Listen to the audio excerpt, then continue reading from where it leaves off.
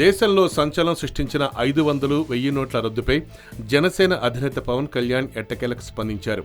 అనంత గర్జన సభలో ప్రత్యేక హోదా గురించి మాత్రమే మాట్లాడారు పవన్. గుత్తి గేట్స్ కాలేజీ విద్యార్థులతో నిర్వహించిన ముఖాముఖిలో పెద్ద నోట్ల రద్దుపై స్పందించారు. ఓ విద్యార్థి అడిగిన ప్రశ్నకు పవన్ ఇలా సమాధానమిచ్చారు.